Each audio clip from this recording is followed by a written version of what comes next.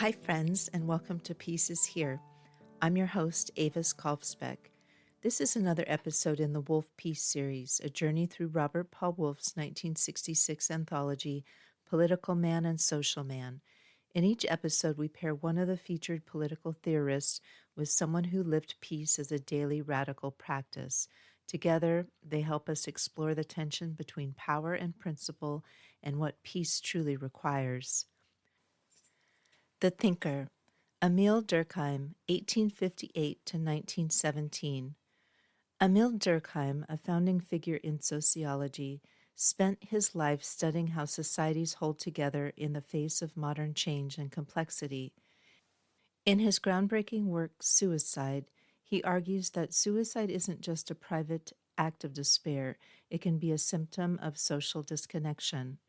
He identifies three main types: egoistic suicide, when individuals feel isolated and unsupported; altruistic suicide, when people are so deeply tied to a group or cause that they sacrifice themselves; anomic suicide, when sudden upheaval, economic, political, or personal, shatters the moral framework people rely on. Durkheim writes, when society is disturbed by some painful crisis or by beneficent but abrupt transitions, it is momentarily incapable of exercising its influence, and man is freed of all social constraints, is no longer regulated. In other words, we don't thrive in a vacuum.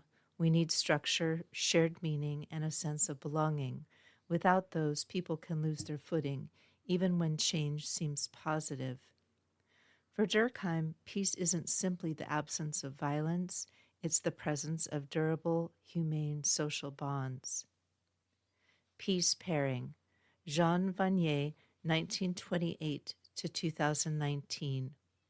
To balance this sociological lens, we turn to Jean Vanier, a Canadian humanitarian and spiritual thinker who founded large communities, homes where people with and without intellectual disabilities live together in mutual support. Vanier believed that the deepest human hunger is not for autonomy or success, but for relationship. He wrote, "Peace requires the daily work of empathy, presence, and shared vulnerability." Vanier's work wasn't about building institutions. It was about breaking down walls between able and disabled, between strong and weak, between the so-called whole and the so-called broken. He showed that healing happens not through systems alone, but through slow, humble acts of shared life. Together, Durkheim and Vanier remind us that peace is social. We are not machines. We need one another, not only in crisis, but in the soft daily rhythms of care and companionship. Your peace questions to ponder. Big picture. What kinds of community make people feel seen, known, and loved, not just managed? Day-to-day life. When someone around you is struggling, do you rush to fix, or do you dare to stay with them in silence and solidarity? Before we get to the closing notes, because this episode mentions suicide, if you or someone you know is struggling, help is available. In the U.S., call or text 988 to reach the Suicide and Crisis Lifeline. Free, confidential, and available 24/7. That concludes this episode of Peace is Here. You can learn more at aviskalfsbeek.com, where I share updates on this podcast and my books. I write best friend activist short fiction in the Pedro the Water Dog Saves the Planet series, eco-adventure novellas for readers who care about justice, joy, and saving the world one story at a time. And I'd be grateful if you followed my Kickstarter campaign at aviskalfsbeek.com/Kickstarter. Coming up next, more thinkers, more peace pairings, and more bold questions from the Wolff Peace series. This episode is human narrated by me, but created with the help of AI, which has promised to let me know if it makes something up. So far, no confessions.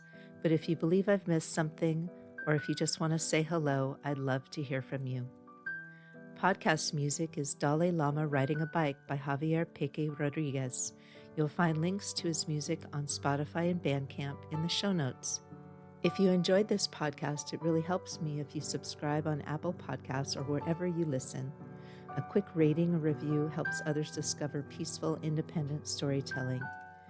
And if you have a project that can use a calm, peaceful narrator, my cloned voice, Amaya Calm, is now available in the 11 Labs Voice Library. AMAYA Calm. The voice is designed to support storytelling that promotes peace and dignity. You can even have Amaya Calm read to you using the 11 Labs Reader app. She sounds like this. Peace is not something you wish for. It's something you make, something you do, something you are, and something you give away. John Lennon. If you haven't used 11 Labs yet, it helps me if you use the link in the show notes below.